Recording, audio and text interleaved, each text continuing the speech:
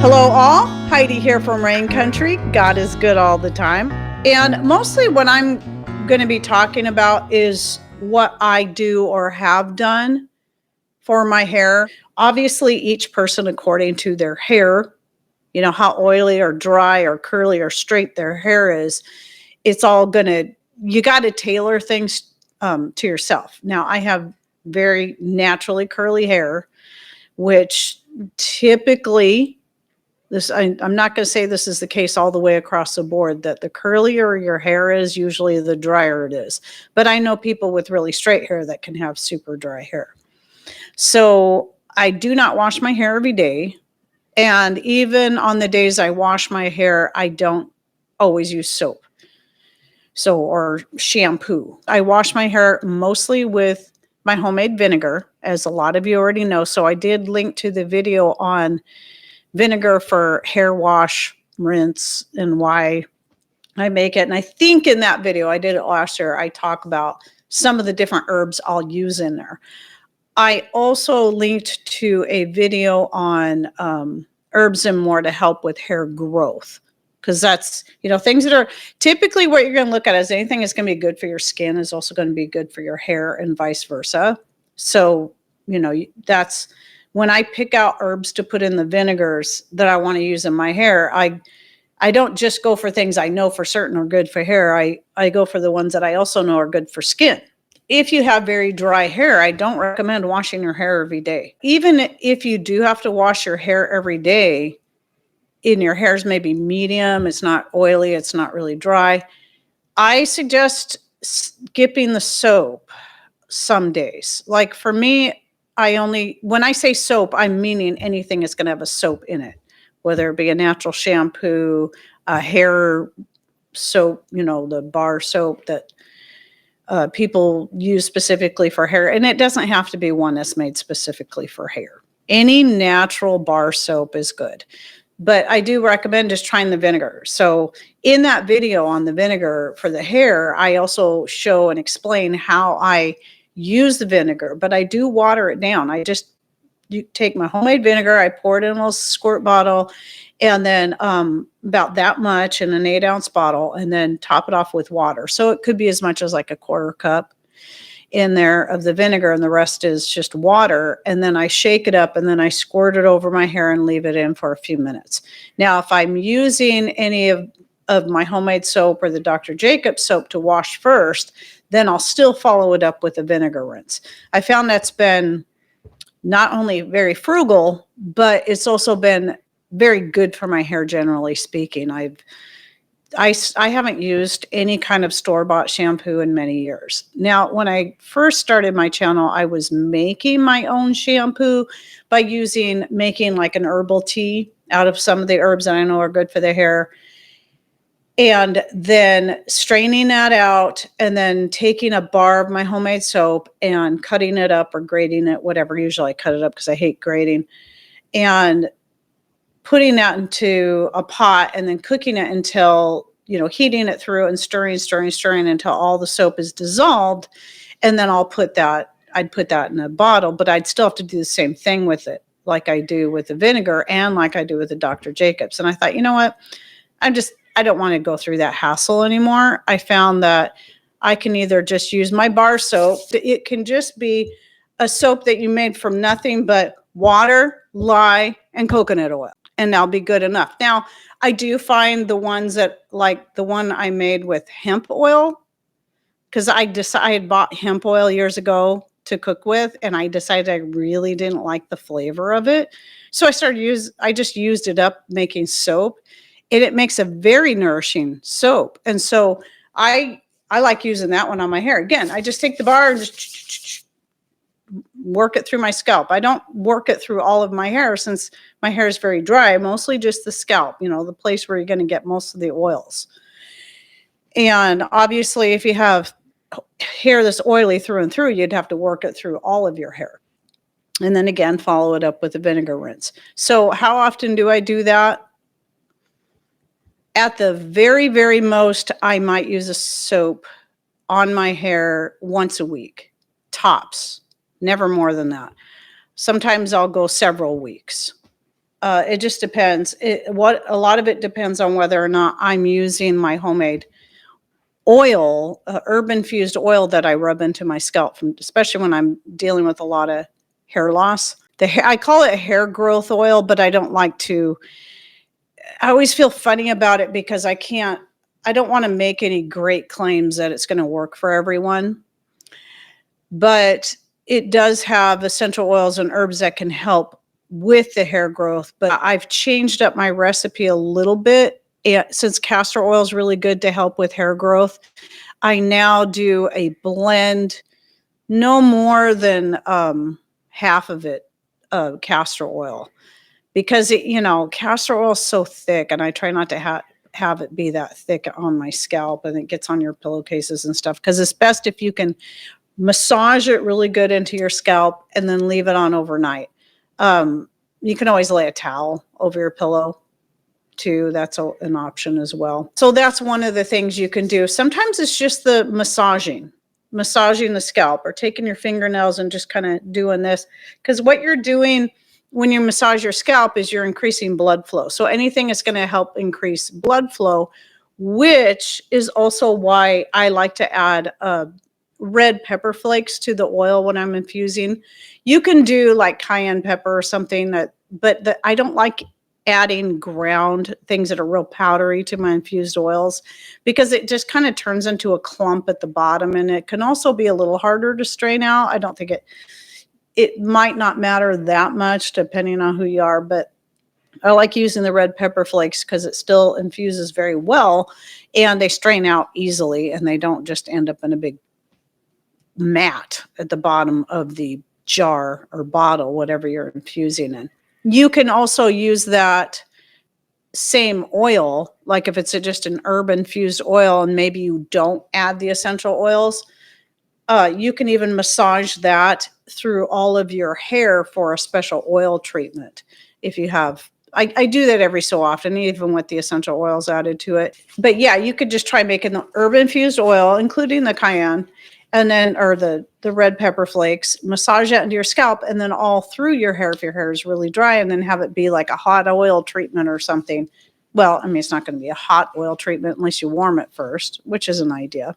Now, the other soap that I like to use is the Dr. Jacobs. So I have a link to their site, and I also have a link to the video I did several years ago. It was the first video I did, but they have some new soaps in now.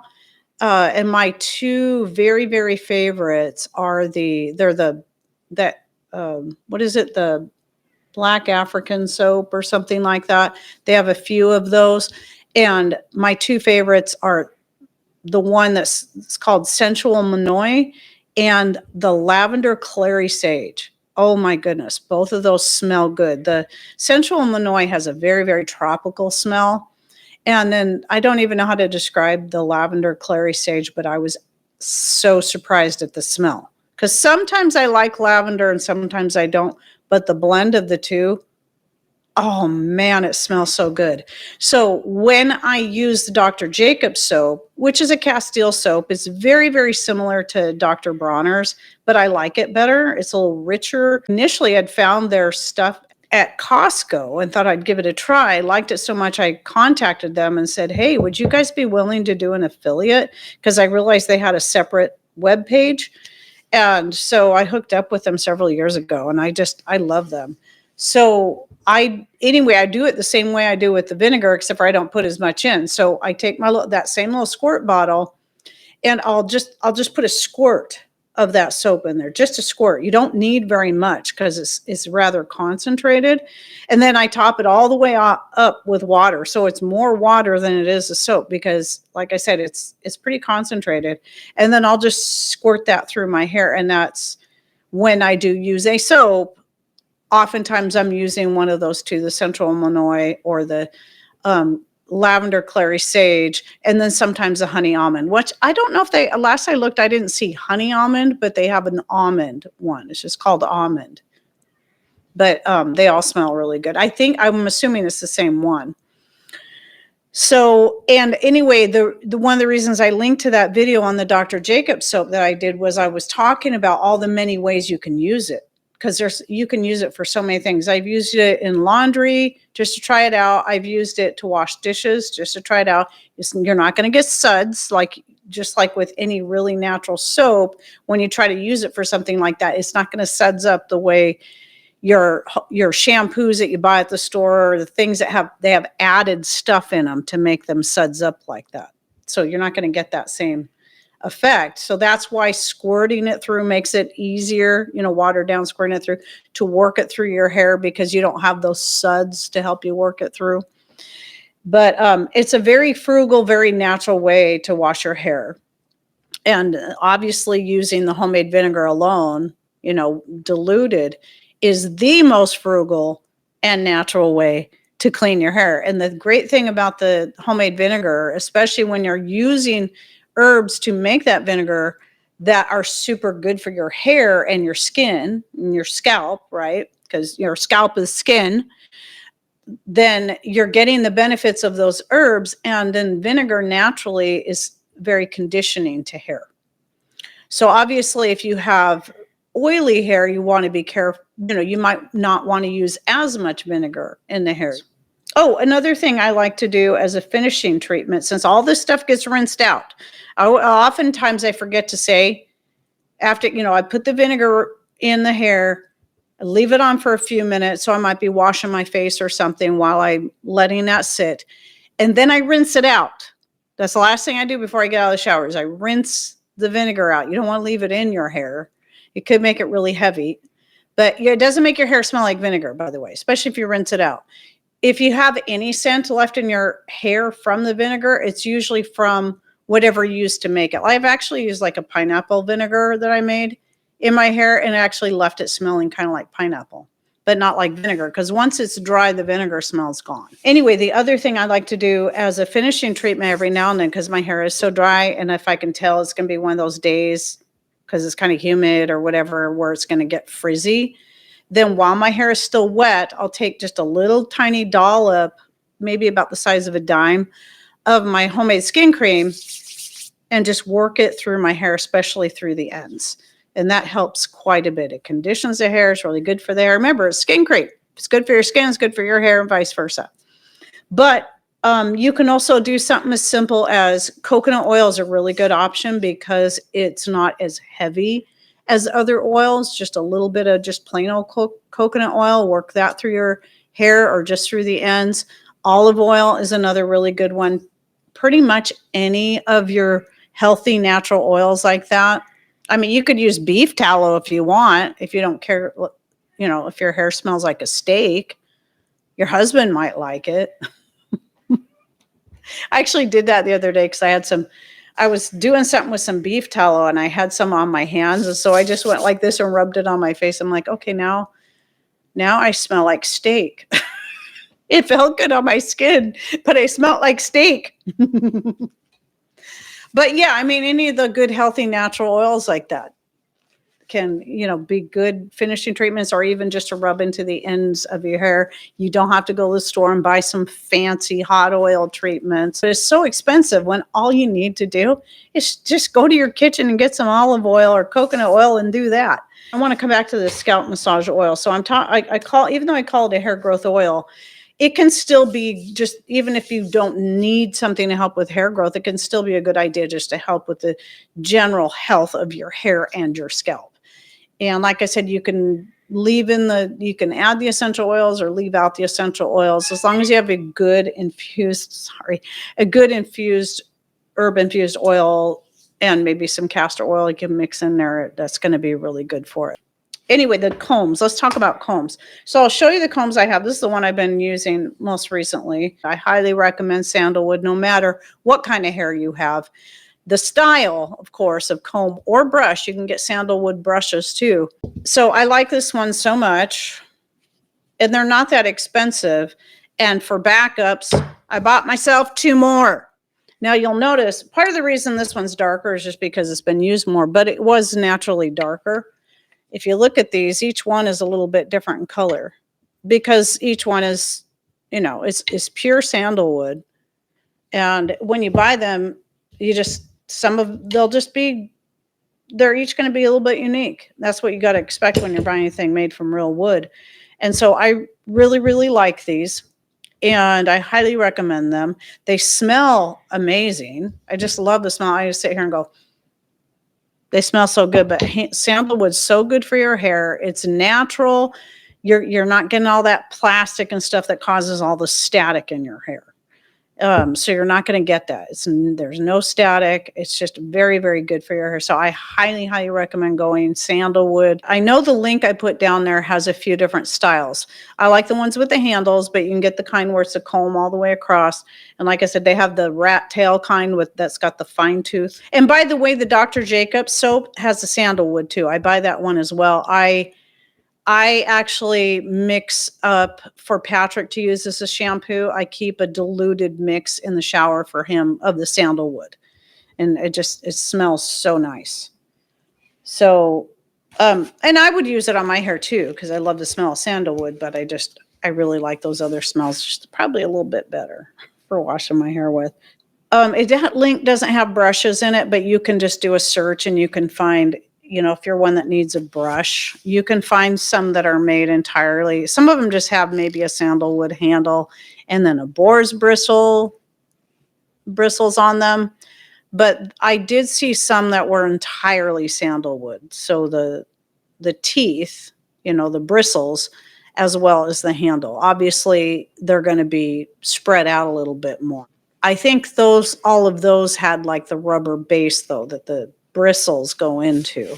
Making your own hairspray if you need it. Like I rarely ever use hairspray, but when I'm wearing my hair like this and I've got all these little teeny tiny hairs that are replacing all the hair I lost, wanting to just go this way and that way and that way and that way and every which way, I do like having that hairspray, and it's 100% natural. It's so simple. Your two main ingredients, sugar and water. That easy. And you're not putting that much sugar in there. And how much sugar you add is going to depend on how much hold you want. And no, I've not had issues with bees attacking my head because when I'm wearing it, because it's not going to be that strong. And then you can add either some, like I made some one time, I think in one of the videos I just used like about a tablespoon for 8 ounces of Captain Morgan spice rum for the smell, but also because it's a spirit, it would prevent it from spoiling. So you want something in there that's going to help prevent spoilage, because if it's just water, and your sugar, it can spoil. But putting something in there like that will help prevent that. You can also try using some of the precious metal water. I've done that too. I don't recommend rubbing alcohol. You can put that in there too, the isopropyl alcohol, but I don't recommend that. It'd be better to go with something like vodka, rum, or something like that to put in there. You don't need very much to preserve it. In fact, that bottle of hairspray I'm using, I went ahead and sprayed a little bit on after I put my hair up like this. I made that, I don't know how many years ago. I've been using the same bottle of hairspray forever. It's not spoiled. It still smells good. I put a little bit of orange and clove essential oils in them for a nice aroma, and you can do that too. So it's super easy. It's super easy. You just might have to play with it a little bit to find exactly how much sugar you want to add per water. Again, depending if you want light hold, medium hold, heavy hold. It's just so easy. It's so cheap. You know exactly what you're spraying on yourself. It's great. I love that I can make my own hairspray for practically nothing. And then another thing is the clay mask that I make for my hair or for my face. I've used that on my hair from time to time. I don't really like doing it just because it's kind of a messy job. But the bentonite clay in there and the other stuff, especially now that I'm adding like the oil, like a little bit of olive oil to the clay mixture when I make it, that's going to be very conditioning to your hair. And also the bentonite clay in there is going to help pull any impurities, heavy metals and stuff out of your hair. And so I like the results I get, because you want to put it in there, you want to leave it in just like you would a face mask, leave it until it's dry, and then you get in the shower and rinse it out. I like the way it left when I remember to do it. It leaves my hair really soft. Just like with anything else, it can be so very inexpensive to just go natural, a more natural way to take care of yourself, your skin, your hair, and all of that.